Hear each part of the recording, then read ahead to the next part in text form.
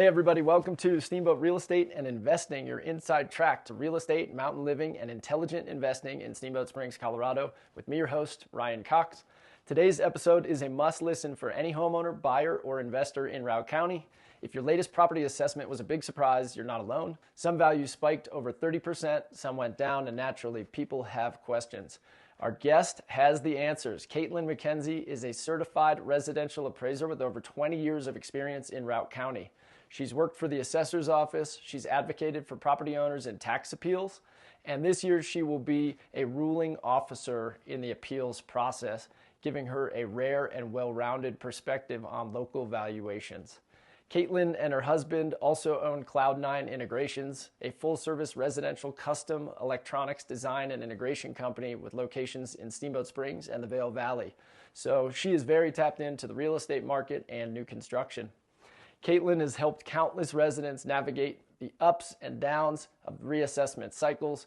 With an MBA in accounting and a background in mathematics, she combines technical precision with practical know-how. Today, she will explain this year's valuations and how to navigate the appeals process. Thanks for joining us. So you have a ton of experience in the appeals arena. I think you've helped people appeal in the past, and this year I think you're presiding over the appeals process. Can you tell us a little bit about your role and what that looks like? I sure can. Yeah, I work for multiple counties in the state of Colorado: Routt, Eagle, Boulder County, and I hear the appeals. So the assessor's office will support their evaluation, and then the property owner, the homeowner, can present their opinion of value on their property, and then I'm like a hearing officer for those appeals.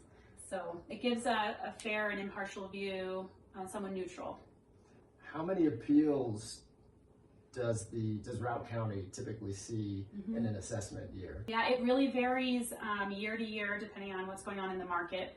I worked at the assessor's office in the past, back in 2007 and 2008, where we did see a decline in values, and that was one of the record appeal years. So it can get pretty busy in the office.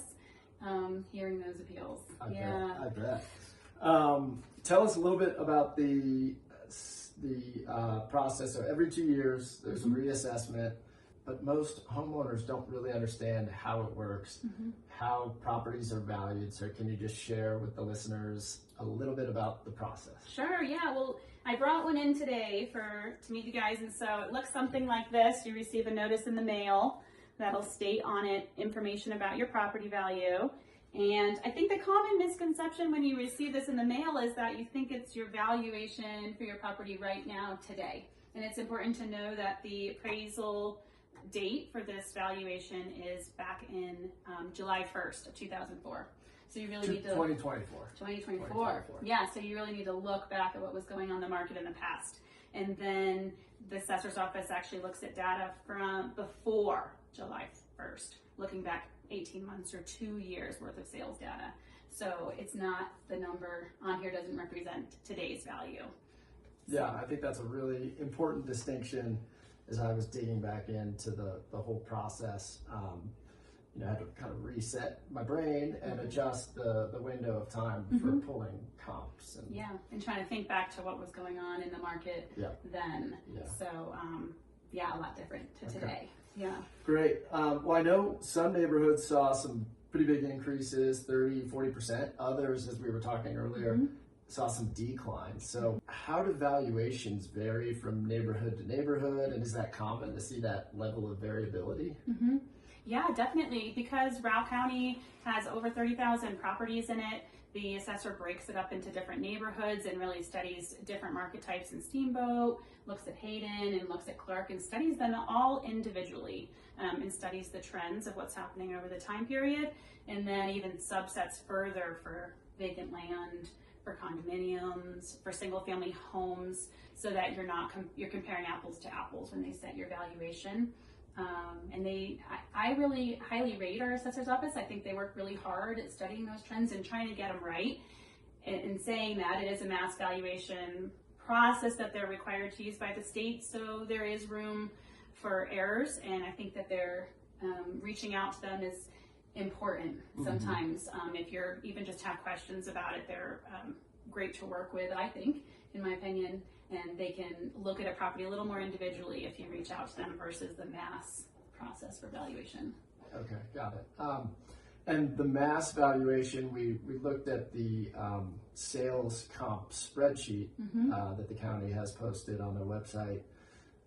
That is the tool from which they derive at their property valuations. When you say mass valuation, are they taking all of the properties that sold, or are they breaking down by subcategory, looking at single families? How do they, can you explain that mass valuation a little bit more and how it translates to, what folks get on this?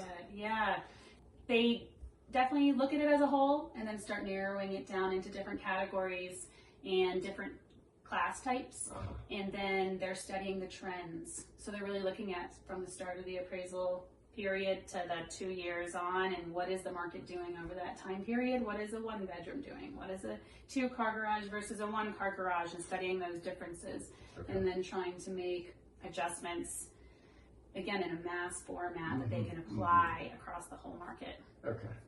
So for people who saw big increases and they feel that their value is inflated, and as you said, really important to understand the difference of your property's value July 1st, 2024 versus now. So that's a key point of consideration. But for people who are thinking, okay, as of July 1st, 2024, I still think that this valuation is really, really high.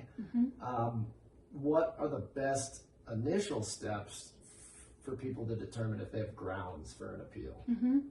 Yeah, I think it's great to study your property type on their website and look at some of the characteristics and decide, is my property accurately represented and inventoried by the assessor's office? So if you go on the website, you can look up by name or by address or legal description, and you can find your property with your account number, and then study to see, do they have my bedrooms, my garage, my acreage, what are all the attributes that are in here that are value drivers, and then decide if that's accurate. And if it is or it isn't, the next step would be to schedule a time to talk to the assessor's office. On their website, there's a link to schedule an appointment. And that can just be a 10 or 20 minute conversation with them to ask questions. So, and then if you still feel like you want to take it further, that's where you can fill out one of these cards and mail it in, email it in, or drop it in the election drop box. You can fill out a form online. There's lots of different ways that you can go ahead and file the formal appeal to look for a valuation change. Great, and we'll link to some of those online resources for those of you who want to appeal, help you get straight to the right places. And there's that next level, just to clarify. So if you feel like you're not making headway with the assessor's office and you're not being heard correctly, once you file that initial appeal, if that gets declined, you do have the right to appeal further. And that's where you would come in front of a hearing officer like myself, and then you would get an impartial judge, hearing officer, to hear your case, where you could present your reasoning. We'll hear from the assessors too, and that's a fair, open arena for everyone to talk about your property and have another look at your property. And it is looked at in more detail during those hearings. So I think that can be a good opportunity for certain property owners. But sitting as the hearing officer now, I just want to encourage any property owner to come in and appeal. It doesn't have to be an appraiser or a real estate agent taking you through this process. It's straightforward that we have lots and lots of homeowners that come in to look at their value in more detail. And I would just encourage, if you have questions or concerns, any property owner can go through the appeal process. Great. So having helped people in the past, I'm sure you had a wide spectrum of people contact you and say, hey, I need help, I want to appeal. And I bet you've seen some credible requests or appeals, and maybe some not so credible. So what should people not do if they're going to appeal? What are some of the key things you want to avoid doing to discredit your approach and show up in a credible way? Sure. I think just being really kind and respectful, because people, I understand it is your home and it is your property, so it's a sensitive and it can be an emotional topic, trying to understand if your property went up a lot or if it didn't. I mean, it can be a different type of feeling if it feels like your property has depreciated in value too. So those can be emotional moments, and it's still, the assessor's office is a public servant, and just reaching out to them in a kind and respectful way is, they're trying to do their job best, and they are charged with fair valuations so that everybody can pay their fair share of property tax across the county, because we all have to pay our fair share for our roads and our plows and all of the city services and county services that we have. So it's just about getting a fair baseline of valuation so everyone can pay their fair share of taxes. Yeah, great. What is one of the worst appeals that you've seen? Yeah. Do you have any examples of kind of outlandish approaches or appeals? Yeah, I'm trying to think of one in particular. They're not coming to mind, but I did do a very large acreage, almost a castle on the side of Vail Mountain that, is valued up around the 50 million mark. Wow. They wanted that value reduced, and, I think they just need to pay their fair share of taxes. Probably hard to find good comps for a property like that. Yes, they were reaching out really broad to Aspen and lots of other markets to find something comparable to that one. Yeah, it was incredible to see a property of that nature. Do you go out? Are there any scenarios where an appeal escalates to the point where a judge, is it a judge? Is that the right? A judge hearing officer. or officer goes out to the property and does a tour? Does it get to that level? In my role, I am neutral, and I just take the information during the hearing and review it there. So I'm walking in with no, information outside of what's presented in the hearing. So to keep that fair between the homeowner and the assessor's office. Okay. Yeah. So maybe an example of a not so great appeal, just wanting to lower their basis with no real data or supporting inputs. Yes, great point. So it is important to know that it's not going to help your case to say my neighbor's property is valued less than mine, or my neighbor's property has the assessor valued their property less than mine. I want it the same as what they're assessed at. So a valuable argument for a property tax appeal is based on sales. So you have to have a closed sale during that 2-year time period. That is your best argument, along with property characteristic change. That's your best argument to change your valuation. So you can't base it off of the neighbor's values. That makes a lot of sense. From the assessor. No point in looking up what Bob down the street's property is currently assessed at. That's not going to help. Exactly. You need to dig into the data, look at the sales comps. On the Routt County website, it talks about highlighting any deficiencies in your property. I think it maybe even mentions taking photos to supporting bullet points and documents like that help an officer make a judgment. Absolutely, yeah. Any information you have when you're looking at any sort of attributes in your home, roof, decking, deferred maintenance, anything that's going on there is important to photograph and share with the assessor's office. That's emailing that in or providing it at a hearing are excellent ways to really paint the picture. Okay. Because like I said, the hearing officers, the assessor's office often goes out to see the appeals when they have time. Okay. And for the second level of appeals can travel out to see some of those deficiencies. But yeah, the pictures do help, any information you can provide. What are some of the best practices for sales comps? Do you want to pull 10, 15, 20, or is it better to hone in on 3 that you feel are very comparable? Is there any general rule of thumb there that helps streamline the process and helps homeowners show up kind of in a concise manner and credible manner? Yeah, the assessor's office, again, they have the sales listed for market areas on their website, so you can open up the spreadsheet. They also have a compare tool in there that'll kind of flood you with a couple of sales comparables to look at. But yeah, I would say coming in with a couple in the neighborhood would be helpful. And then no home is exactly the same as the other one. So highlighting how your property compares to those sales that closed. And I might just touch on one other topic that's coming to mind. So when you work with the assessor's office, the state mandates that they study a figure called the time trending. So the assessor's office is going to calculate what the market did for different subsets over that 2-year time period and the rate of change per month of how it appreciated or how it leveled off or how it declined. So if a property sold in, maybe like September 2022, that's inside the time period, but your property's not going to get valued right at that. It's going to be trended up, maybe trended down, depending on what happens. In the assessor's office, so using their website and that list of sales will help.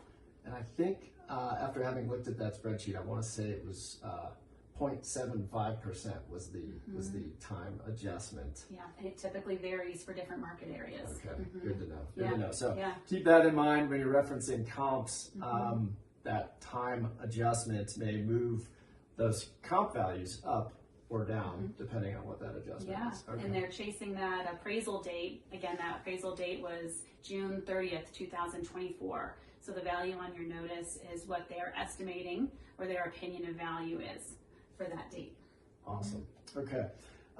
So this assessment, I think, as you said, goes back from July 1, 2024. They could be looking at sales comps 2 years prior. So your July 1, 2022. The short-term overlay map was adopted in June of 2022. There was a period of time where MLS was reacting, figuring out how do we make sure we have the data inputs to properly classify what zone properties sit in. And I think that took a couple months to really implement, and it took agents a few months to adopt and start inputting the right data. So do you have any suggestions on, any feedback initially on how the short-term overlay map may have impacted or not impacted this year's assessments? Any noteworthy comments around that? Because what we're seeing right now is properties in the green zone are carrying a premium, right? Because they have that ability to short-term rent, and there's some commercial value in that. Yeah, so the assessor's office works off of data. So I think it's always interesting to look at their studies because they're not going to place a value because they think they're selling more. They're going to look at what happened in the market. So they're going to study that subset of the green zone and loop in all those properties together and then study the trend and then apply that trend to just those properties. So I think they do a good job of keeping those issues in mind. And I do know for the last reappraisal, a lot of people were concerned about the green zone because it had just gone into effect for the last reappraisal. And the trend hadn't changed. It hadn't impacted the values yet. But I am interested to hear how it has affected the current values. But I haven't talked to the assessor's office to know yet. So if that is a concern of yours, I would certainly reach out to the assessor's office, schedule one of the appointments with them and ask them what they were seeing in the numbers. And feel free to, if you dispute their data and what they think the trend is, you can always pull in a couple of sales and show, what you see in the market with the data. And if it supports something different to what the assessor thinks, then that is a reason to appeal. So sitting as a officer in these appeals, I'm sure it can get contentious. You said one of the most important things, show up with respect. I'm sure you've been in some appeals or hearings where the emotions are running high. What's your approach in staying fair and balanced in those instances? Yeah, I think it helps. We have our hearings and they're a set amount of time, and we really want to give the homeowner a chance to speak and share their opinion. So know that you're going to be heard. You have your fair chance to share what you've seen in the market and what you believe your value is.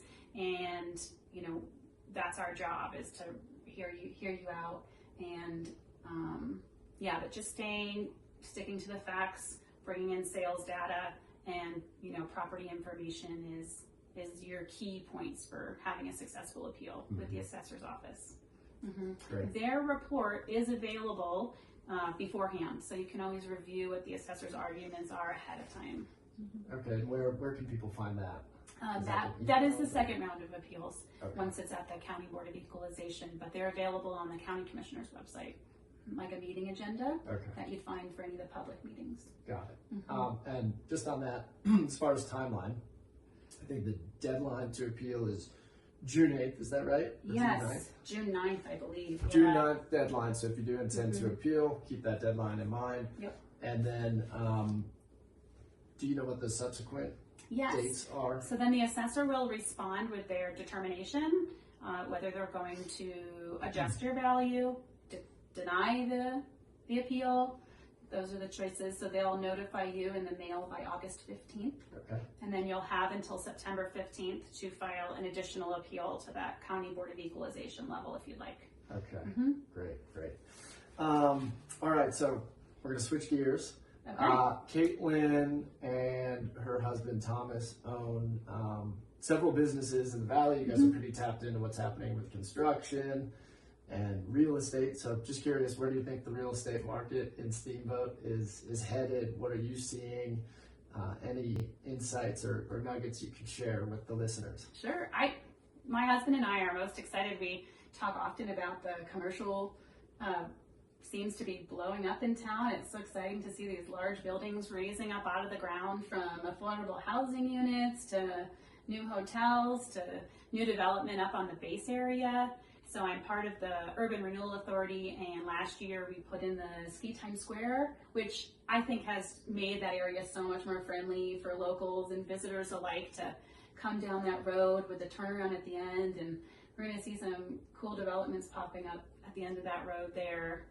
So the revitalization of that area is hopefully following through. So Yeah. I think that's exciting to watch that grow up with more amenities for the locals and visitors alike. A couple other fun questions. What's your favorite restaurant in Steamboat? Oh gosh, I have so many.